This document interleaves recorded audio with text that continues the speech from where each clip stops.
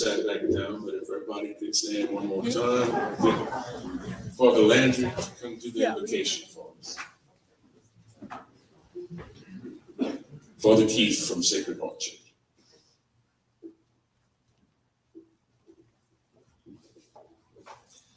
In the name of the Father, and of the Son, and of the Holy Spirit.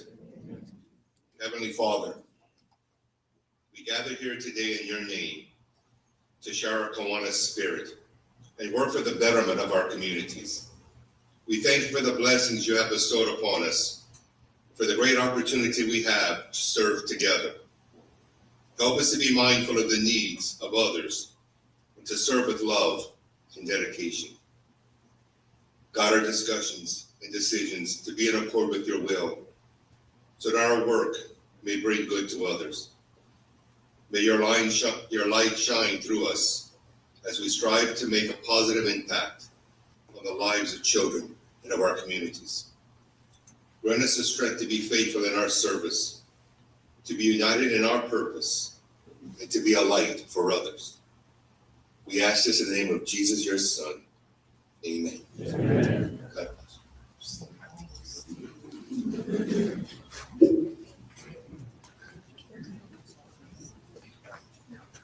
Okay, and I pledge allegiance to the United States of America and to the republic for which it stands, one nation, under God, indivisible, with liberty and justice for all. And what is Kiwanis? A global organization of volunteers dedicated to improving the world, one child and one community at a time. Okay, everyone may be seated. We have many distinguished guests today, but up here we have Taylor Barra, who everybody knows from the Iberia, Representative Boyer, Mayor Freddie DeCourt, Sheriff Tommy Romero, Parish President Larry Richard, and Father Keith down there. Welcome to all of you.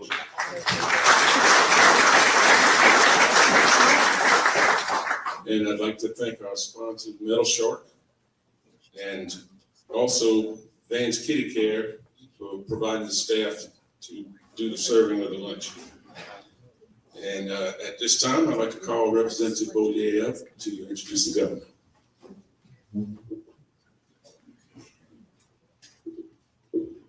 Thank you, Kent, and thank you all for being here. It's always good to be home and out of that crazy building in Baton Rouge with all of y'all's friendly faces. It wasn't that long ago when I sat at this table campaigning for office, 5 or 6 years ago, and there was questions about, hey, what do you want to do? And talking about the economy, talking about jobs and whatnot, and the coffers of all the entities around the state being dry. And we talked about the idea that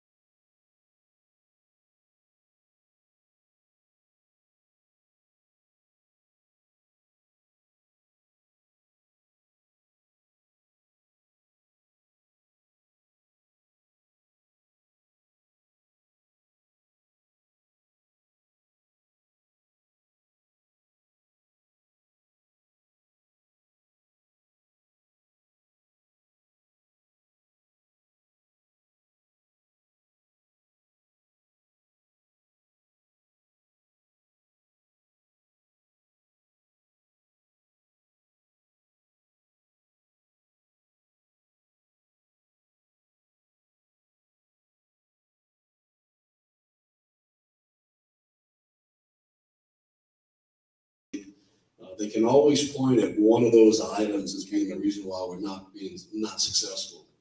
And I'll tell you, our governor, serving with him now for over a year, has been the most passionate about economic development that I have ever seen.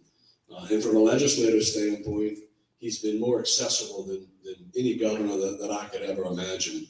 And governors, some in the legislature may argue it might be too accessible at times. pleasure to serve with him. And I want to also welcome the First Lady, Ms. Sharon Landry, and her parents here today before I hand over the mic. It's an honor to have the First Lady being from New Iberia. And when you're driving through the parish and you normally see the home of the governor of the state, and to have the home of the First Lady, it truly is an honor. So thank you, Sharon, for always taking care of us.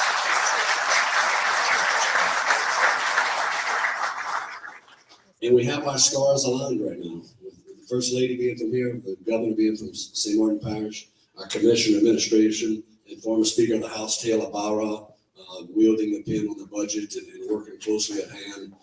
The relationships that are from this area or not to be taken for granted. I think we're in a good spot in Louisiana. I think we are benefiting. It's our honor to have Jeff as our governor. And so, Jeff, welcome to Iberia Parish. And by the way, Jeff is a Kiwanis member as well. But ladies and gentlemen, I'd like to welcome the 57th Governor of Louisiana, Jeff Landry.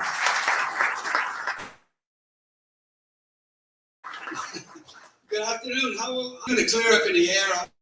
I want you to know that streaming this event because we had such a small venue. A lot of people wanted to come. Y'all got a sign that welcomes people into Iberia Parish as the home of the First Lady. And we got a public records request. They wanted to know why. And I said, the reason is that from the time that I got elected into Congress and all throughout my Attorney General's term, and then now as governor, when the press reports it, they say Jeff Landry from New Iberia. That has all my folks in St. Martinville extremely upset. And so in order to straighten the record, I said, you know what, we're going to put a sign for Sharon in Iberia, and then I can have mine back in St. Martin where I belong. So if anybody wants to know why we did that, to make sure that everyone knew that we love both this parish and St. Martin Parish as well. And we've been humbled to be able to serve you all. In fact, if there's a road that had been fixed in Iberia, you just see Bo and Taylor. I think there's not many left. You know, we have a tremendous amount of unbelievable great things that happen. And what's going on in the state has been truly miraculous. And what I would like to do is have some crowd participation, kind of class participation. I don't want you to participate in this classroom discussion like I used to participate in my classes, because that might end up in time out in the corner. So I'm going to call on a couple of y'all, and we're going to walk through some of these unbelievable accomplishments that are going on, and I'm going to try to tie them in to how it affects us here at home as well. Because as Bo pointed out, we hit the ground running. In fact, they said we were moving a little too fast. We thought we were moving fast, and then President Trump got elected, and he's moving extremely fast. Kind of made us look like we were moving slow. But let me see who could be my first participant here. Let's see. Mr. Donald's wife. I see it right here. Miss Kathy. There you go.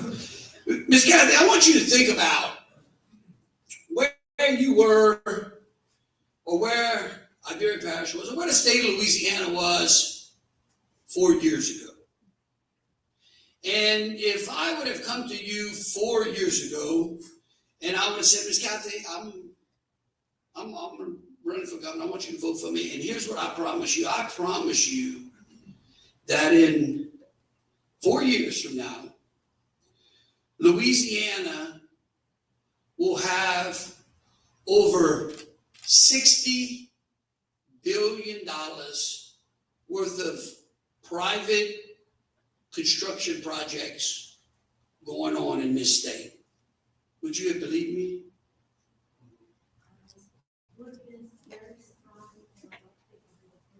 It's okay. She's so kind. What she's really telling me is hell no.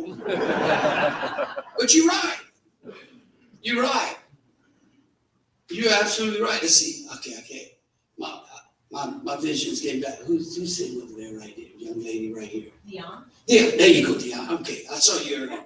Yeah, suppose I said, okay, would you have believed that in 4 years Louisiana would have a 450% increase in potential new business capital, a 127% increase in new job opportunities? Louisiana will leap in 1 year 13 spots on the economic outlook, the largest movement of any state in the union. Would you believe that? Not in my wildest dreams. Not in your wildest dreams. How about it? We got a retired teacher in here? Anyone in the educational sector? Yeah. Oh, Miss Boyer. Miss Boyer. Now, it's kind of unfair for her to put on the spot with her husband being in the legislature, but this is a great one for you. Casey, would you have believed if I'd have said, Casey, don't worry, you send me and Bill over there, 4 years, Louisiana would move from 49th to 32nd on the National Report Card? Would you believe that? Would you believe that we'd be top 5 nationally for 4th grade growth, first in the nation for reading, second for math and educational recovery scores? Would you have believed that? No, it really is. Like, what I'm telling you all is right now, there is not a list that we have not moved on. Not one. On all the lists that we've been first, in the top 10 on bad lists or in the bottom 10 on all the good lists, there is not a list. In fact, I've been challenging people around this state to find me a list, a metric that shows positive growth, positive movement for this state over the last 14 months that we have not moved on all of it. We have not. There is so much sunshine that's going on in the state. It is literally unbelievable. And let me tell you something, that's $60 billion. That's $60 billion worth of economic activity that's going on. It's happening not just in the traditional areas along the I-10 corridor, but it's happening in North Louisiana as well. In one of the poorest parishes in the state, Meta, one of the largest companies in the world, has decided to spend at a minimum. The only thing they can let me tell you is that it's a $10 billion largest AI facility in the world. The largest single project in the history of North Louisiana is going on right now. And I'm going to tell you, it's because of the things that we did all last year, because of the speed that we met, because of the help when we had folks like Bo and others that were committed to public safety reform, to educational reform, to tax reform. If I'd have told you that our legislature in 2 weeks would deliver for the people of this state the largest tax cut in the history of this state, would you have believed it? Any of y'all, can somebody just tell, who we got an accountant in here? I know that. Where are they at? Come on, who's an accountant? There we go. Who is that? Huh? Mary Castile with our publication. Miss Mary. Huh? Would you have believed that? Would you have seen, like, and she understands better than anybody else the amount of progress from a tax reform status that we did in 14 days. And let me tell you why it's so important. Let me tell you why. Let me tell you, for people out there to understand what we were doing. It's a very simple metric. The tax foundation, okay, scores states. Whether you like them, don't like them, it's a nonpartisan organization. Irrespective of your respect for the tax foundation, the metrics, the facts, because I like to use facts, or just the demonstrable. Let me tell you why.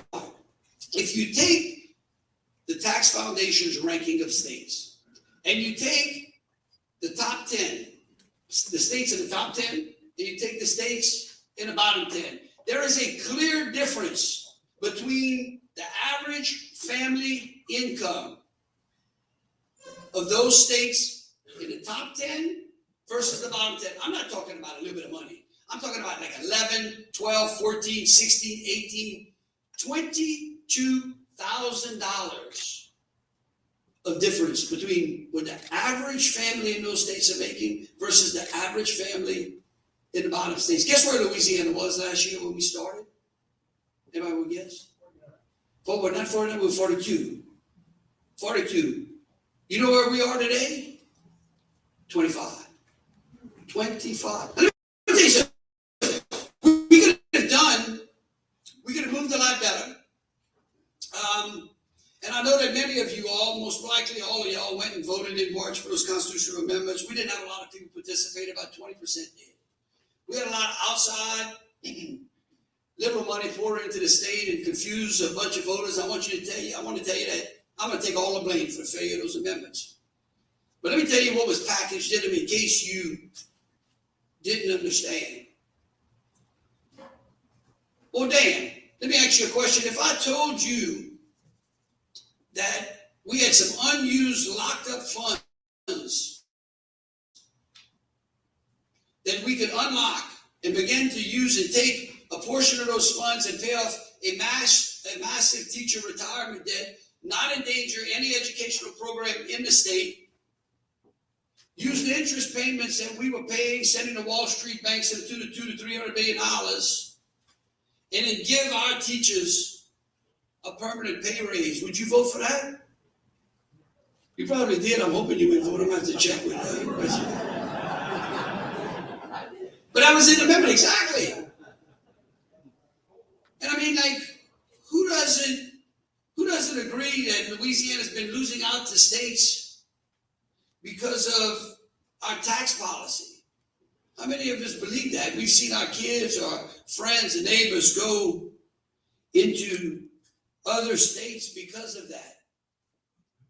The things that we packaged into that constitutional amendment, the growth limit on state government, protecting homestead exemption, protecting our churches, all the things that flew through social media. You know, the problem with social media is a lie. I mean, it like redefines Mark Twain's quote that a lie can go around the world before the truth gets out of bed. All right? And that's part of the problem. But all those things were packaged. Now, I had heard from many people that they were tired of voting for lengthy constitutional amendments. Why we got to have so many? Well, we packaged them all into one. And you know what everybody told me? Why you had to put them all in one? That's okay. We're going to go back. We're working on it this year, in this session. We're going to repackage it. We're going to put them before you. I can tell you, though, that the amendments that we're going to put before you, certainly over the next 3 years, are going to put the future of Louisiana in your hands. The decision of whether you participate at the ballot box in those amendments is going to be your responsibility. Because our Constitution, we have dedicated things in this state to the point of dysfunction. An ability under tough times to not have to use healthcare and education as whipping boys for budget cuts needs to end. An ability to ensure that we're able to operate the state of Louisiana like a business and be able to create efficiencies like we're working on is predicated on some of the things that we're doing to unlock some of the things in the Constitution. And so we have all of these great things going on at a time where we should be popping champagne. And those $60 billion projects, again, why they're so important to Iberia Parish. Where's my good friend, Craig? Where he is. Remember, don't look back at what I see. Craig, how many...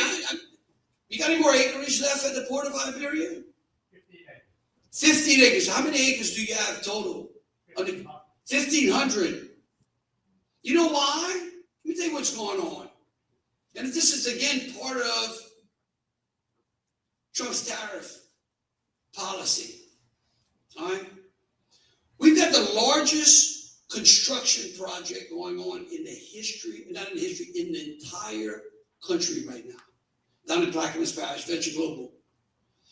And those LNG facilities, Venture Global's in Plaquemines, they got a position in Cameron Parish. We just announced another one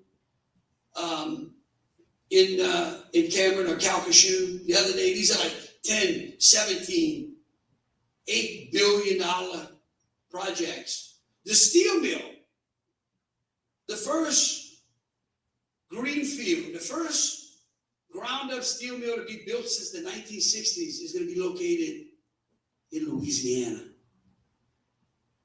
And then right after that, $6 billion. Right after that, CF Industries decides to build a new ammonia plant, $4 billion, right next door to it. Why that's important to us is because in the old days, they used to build these things they call it stick building, where they bring everything to the site. They bring all the workers on the site, and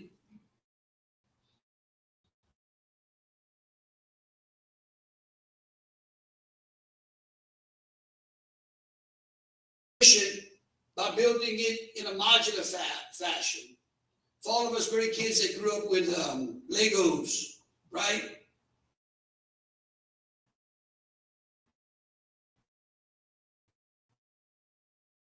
In an unbelievable position. Why? Because we sit on the coastal canal, and our ability to ship those modules by water, which saves our roadways, it is much more efficient and much more cost effective to those job sites is real. That means real money at a time that how many of y'all have wanted Louisiana to diversify its economy? Now, how many? Show hands. Y'all up? Did y'all eat yet? We are diversifying it. Steel mill, ammonia plant, AI. I mean, it goes on and on. All of those things will have a trickling effect here in Iberia Parish.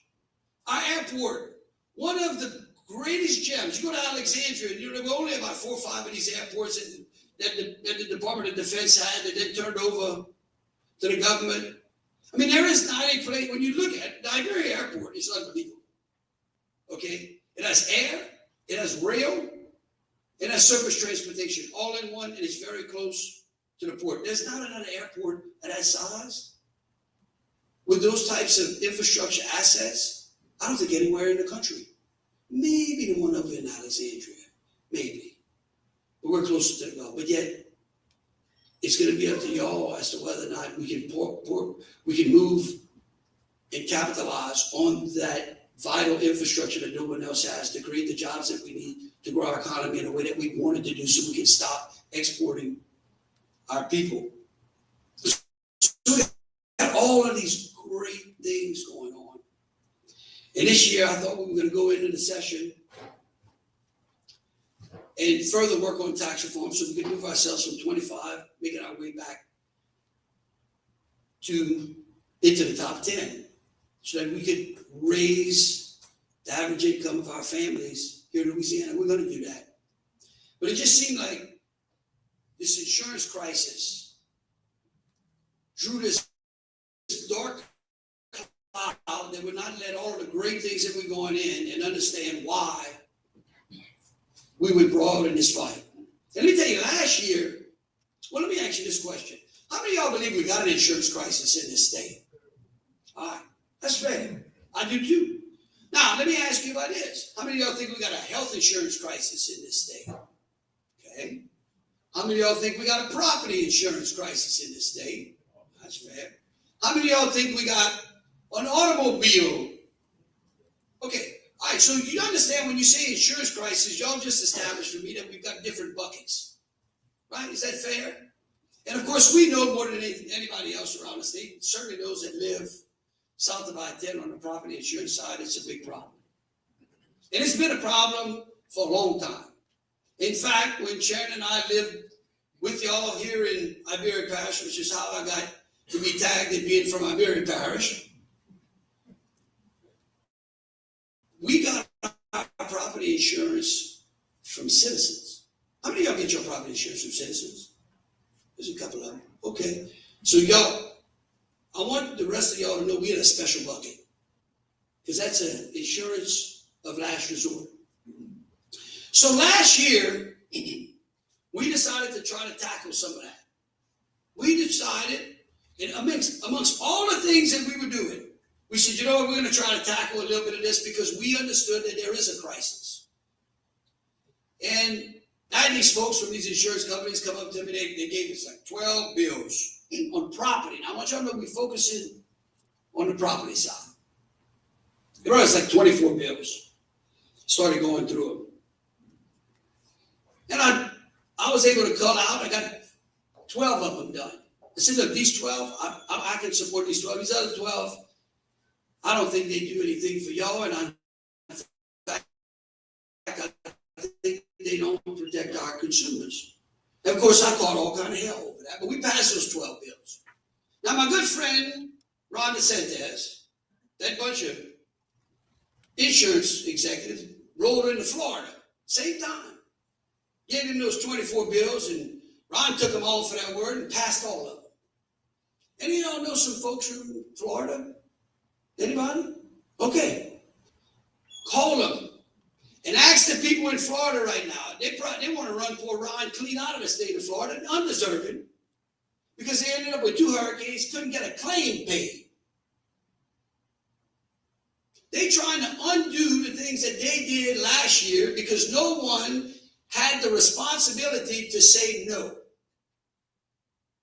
No one had the responsibility who was in an elected position to say, you know what, at the end of the day, we don't represent insurance companies and lawyers and one group or another, we represent people. And to take care of people. And that's a fact. You can see headline after headline after headline. I don't want that here in this state. The only people I care about are you, not any special interest. And of course, while we were doing that property, we decided to touch with some of the automobile side. Then it got rough. Not veto the bill again because it wasn't good for people.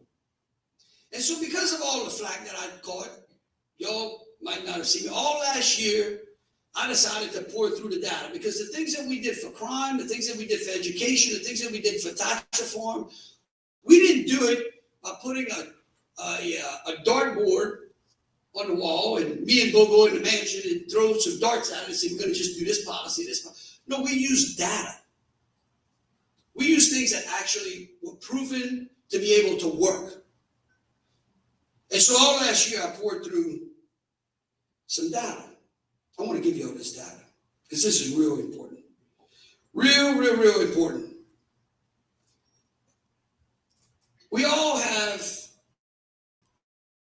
can submit that liability insurance in the state of Louisiana is twice as expensive as Arkansas, Alabama, and Mississippi. Is there anybody disagree with that? All right. Well, let me tell you what the data says. In Louisiana, we don't get in any more auto accidents than everywhere else in the rest of the country. We're on average. Okay? We don't pay any more to repair our vehicles than everyone else in the country.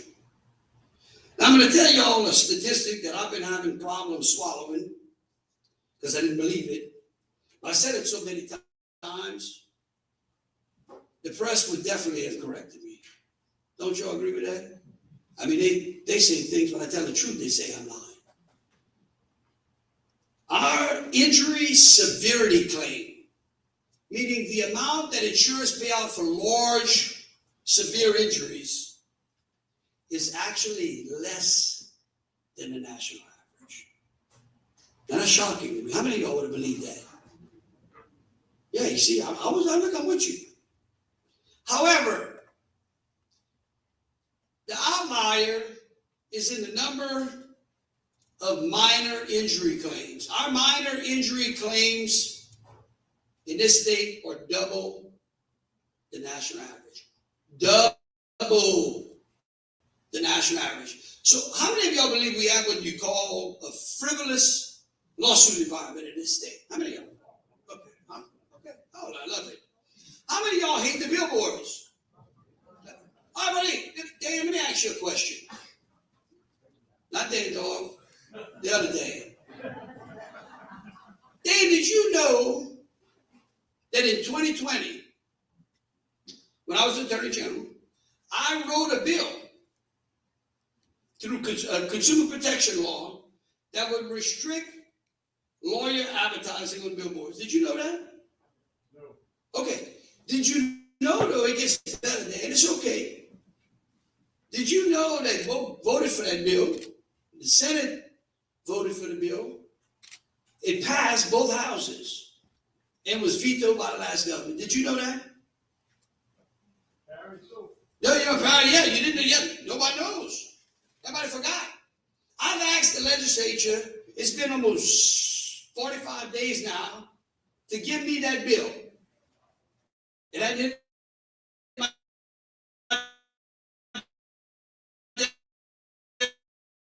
But something interesting also happened in 2020. In 2020,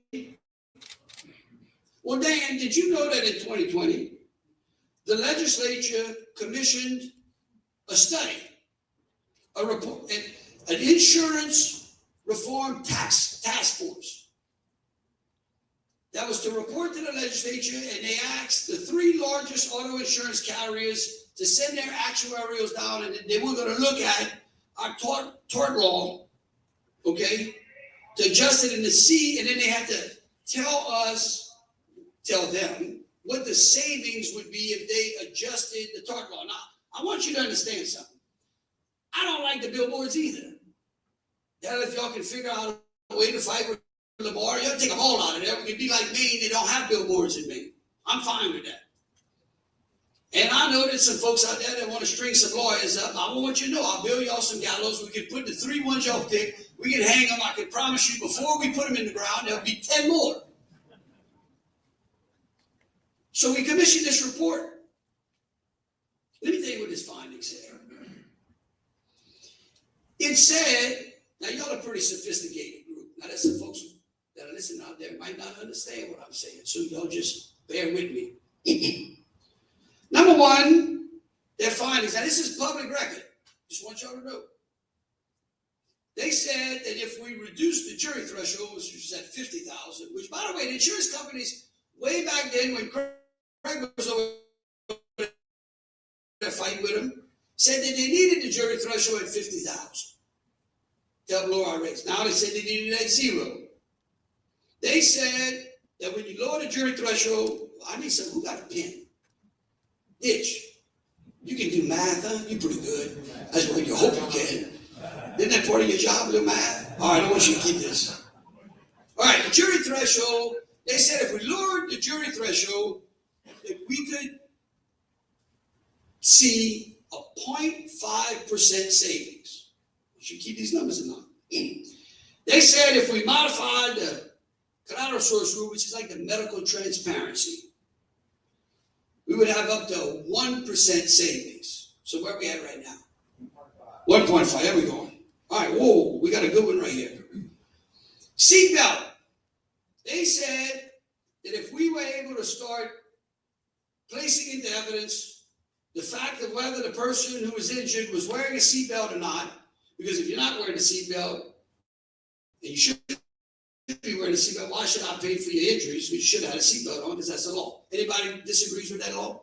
Okay. 5% savings. 5%. So now where we at? No, 6.5.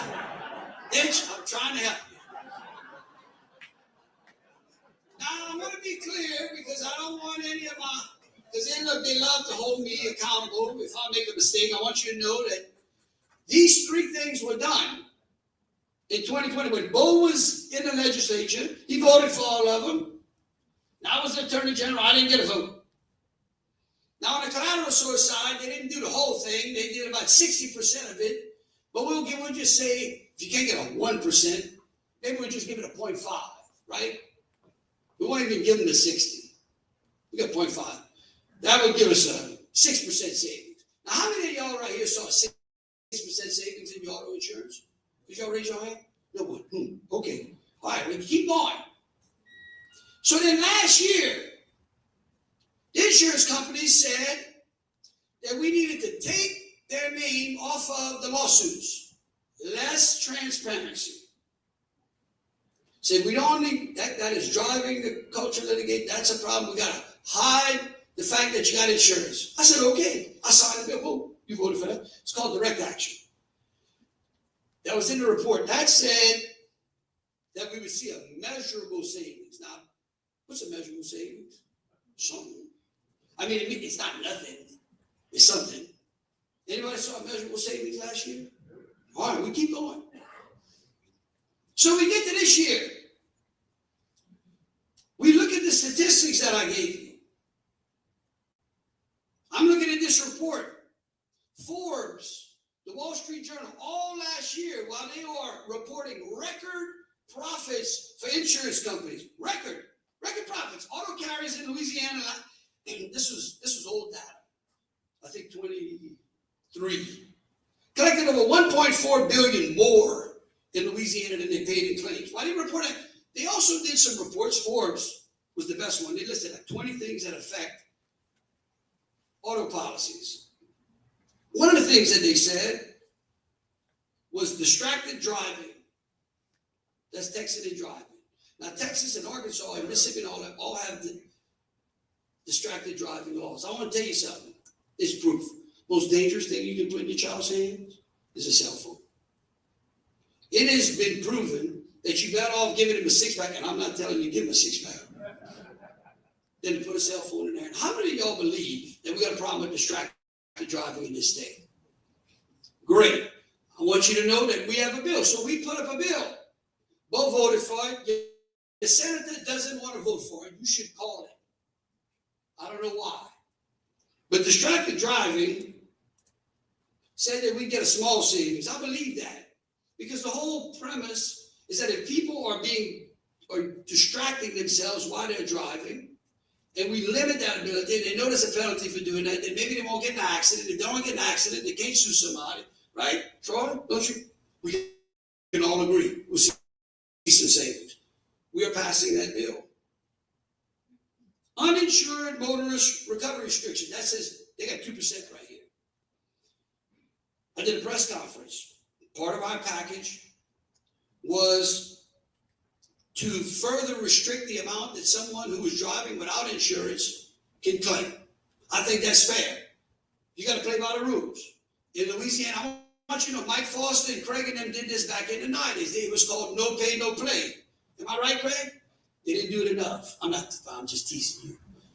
Inflation caught up with you, Craig. It's okay. It's $15,000. We're going to move that from 15. It was a great idea when they did it. 15,000 to 100,000. That is going to impact those small claims. It says extend the prescriptive period from 1 to 2 years old. We did that last year as well. Okay? There were 10 things that they put out there. 7 of them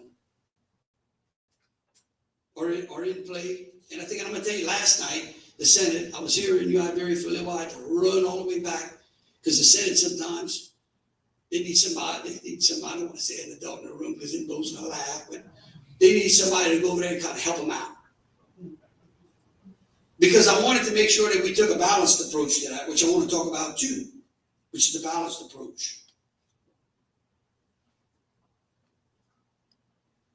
In 2008, we did away with our insurance rating commission. And so when I started this session, I was tired. I want you to know, I had the honor and the privilege to be able to work with Greg when he was there, when they were fighting all these tort reform measures. Mike Foster was the last one to do wholesale tort reform. I went back and looked. They did a lot of little bitty things. They did 8 huge things, okay?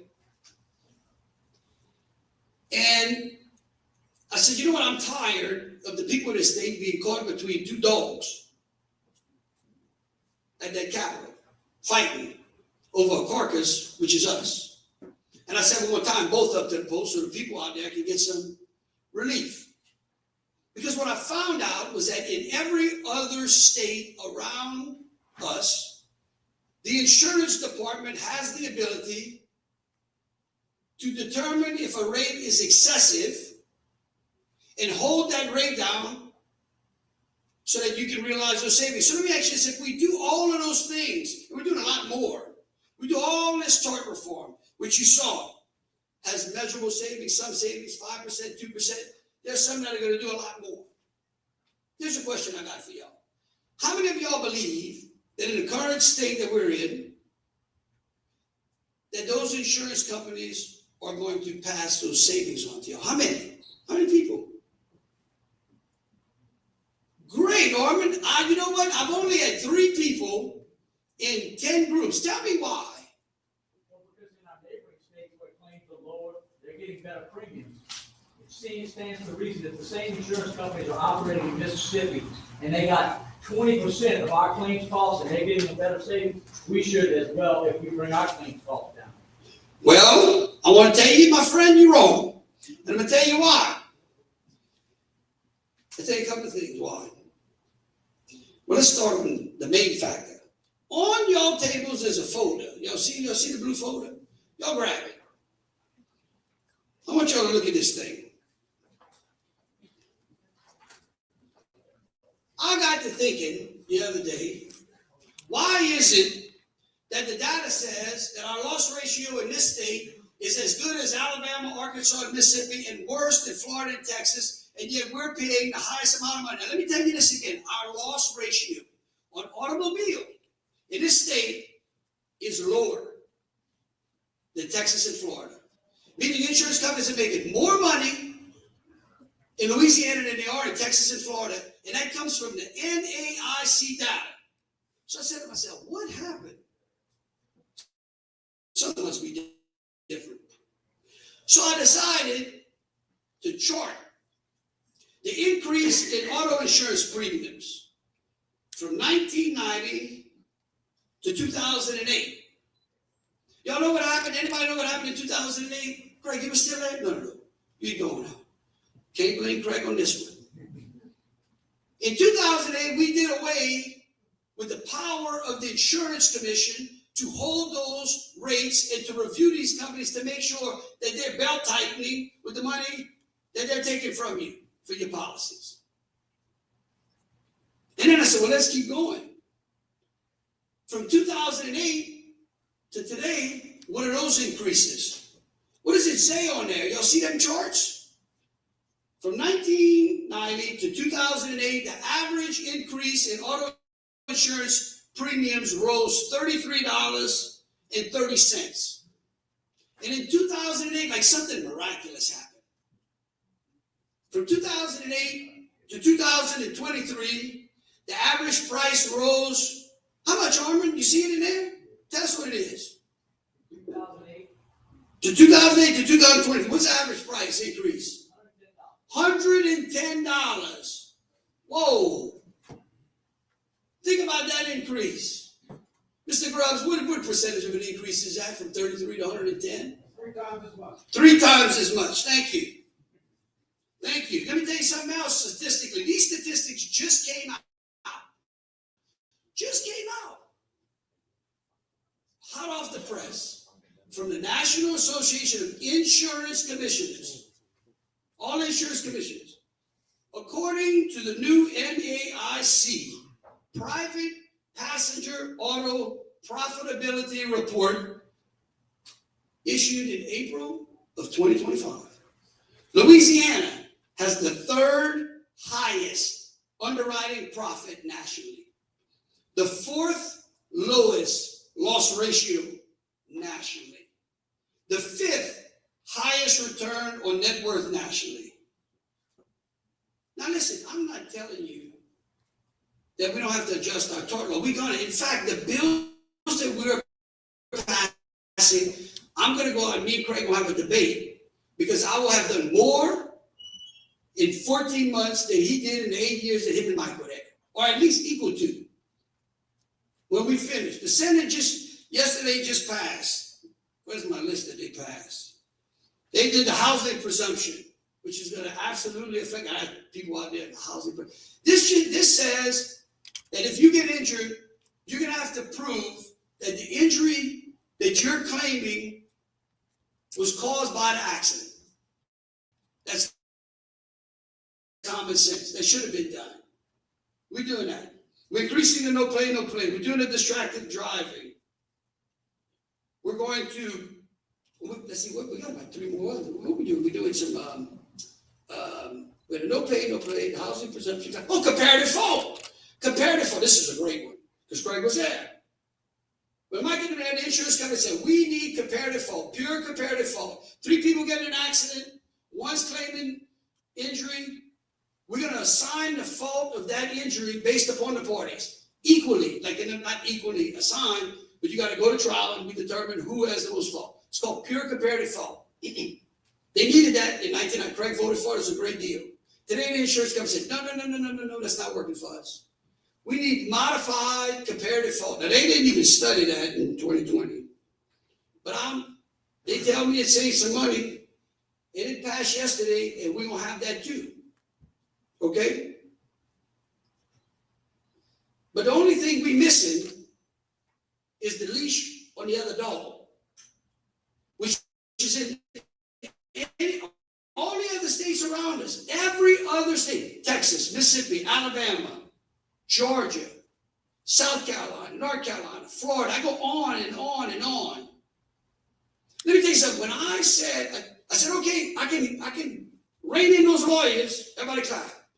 I said, all right, how about we just make sure that we regulate the insurance industry a little bit. Oh my word, the teeth came out. Yesterday, in the height of it, I had to leave here. When I went back to the Capitol, I had 4 insurance lobbyists told me they would rather us do no tort reform than to regulate them. What? That's pretty. I couldn't believe it. I said, well, I don't care. We're going to do both. We can both. And so to prove to my point, because, I was getting shelled from all these people out there saying that the government wasn't doing enough to address the insurance crisis. And by the way, there are 2,600 sections of the insurance code. Where's Stephanie? I hate to just pick on Orman. How many times do you think the governor's mentioned in the insurance code?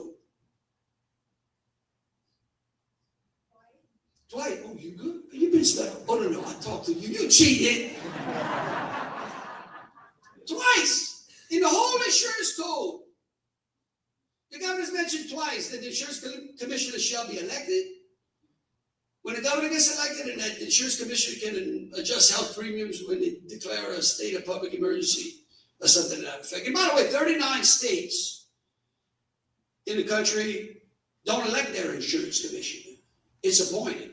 Don't you know that too? As we cherry pick and we think, oh, we want to be part of this and we want to do this, we want to do that. Just understand that 39 other states in the union don't elect their insurance commissioner. So I said to myself, you know what, maybe I'm wrong.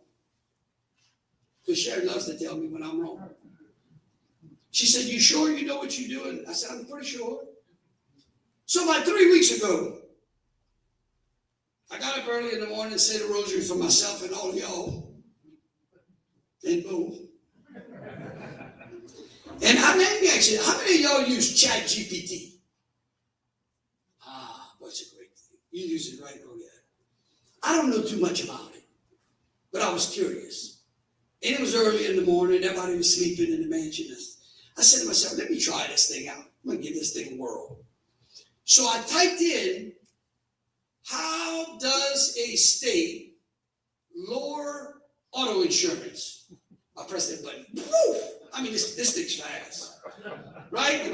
It's pretty fast. It's a remarkable, unbelievable thing I've ever seen. Stephanie, you use it too? It's unbelievable. Unbelievable.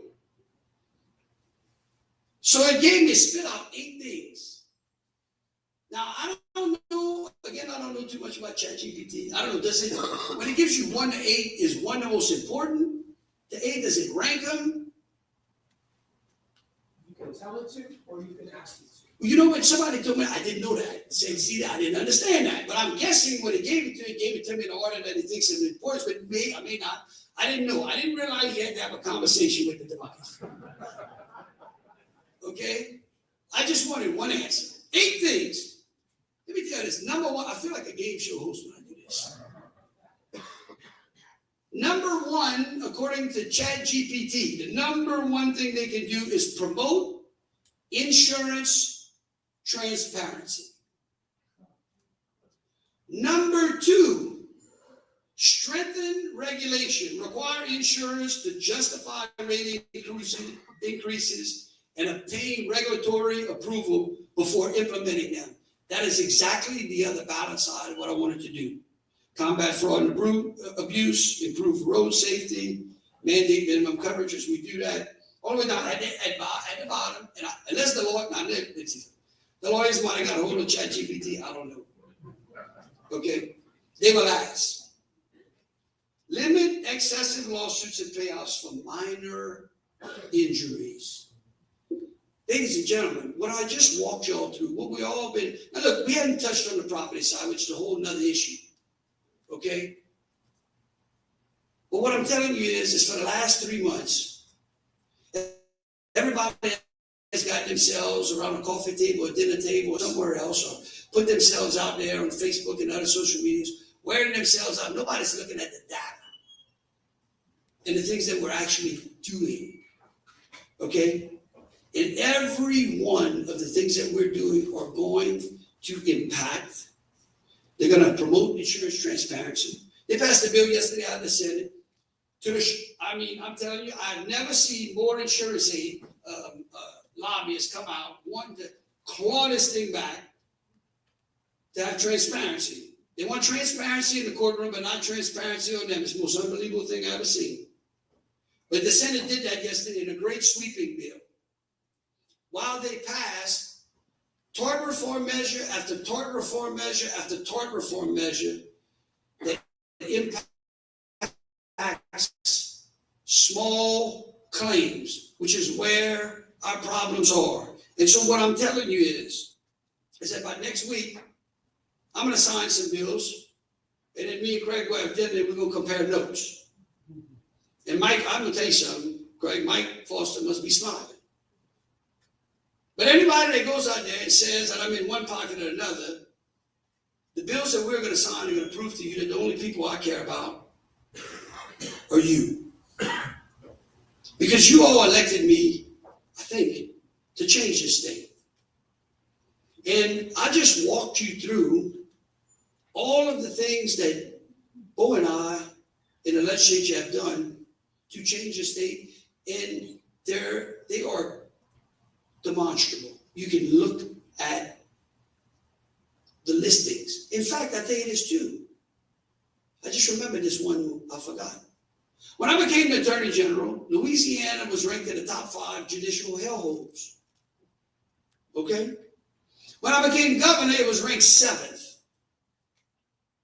Now, this is before we do what we're doing today. You know what we rank today? 10. That means we're moving out. On every list, we are changing the state for the betterment of the people of the state. And I want you to know that I am continue to be committed because I want the world to see Louisiana as who we are. I want them to see the people that I know, the people who never quit and that never quit trying, the people who can find a way when there is no way. The people that always have a kind seat at their table for you and welcome you into their communities. Because I believe that it is our culture of hard work and our determination that defines us, and that we, unlike other states around the South, have not got our just desserts because we couldn't get out of our way. We could not see the forest beyond the trees. But it's happening. There is so much sunshine. Reuters, just the other day, Reuters, which goes around the world, published. Anybody saw that Reuters article? It's hard to see with all that insurance stuff on Facebook. We posted that one. Look, Reuters published this big article that said there is one tiny state that seems to be able to thrive in a new economy. Guess what state that was? Louisiana. Would you have believed that 4 years ago? No way. So I want the world to, at a time when there's so much uncertainty in the world, I want the world in America to look towards Louisiana. In fact, they are. Because for the first time in decades, we're bringing more people into the state than they're leaving. Last year, 30,000 people came in rather than left. And so as we face these challenges, as we try to address the frustrations that we all see, let's try to work together. In fact, one of the proudest things and accomplishments that I think we've made over the last year and a half is that almost every major piece of legislation, Bo, you can correct me if I'm not wrong, from criminal justice to insurance reform, to educational reform, to tax reform in this state has had bipartisan support. Huh? Whoa. They don't like to say that. And so I'm committed to reject the pitfalls that people place in front of us. I refuse to be scared. I want us to look fear in the eyes and say, we don't believe that here in Louisiana. People say, I'm going to take my business and go to Louisiana, get out of Louisiana. I don't believe them. That's what those folks told me last night. I said, you're lying. Quit lying to people. Because you know why? Because I believe that I've had an opportunity and continue to have an opportunity to serve the greatest people in the world, the greatest people in this country, and that is you all. Thank you so very much. God bless you.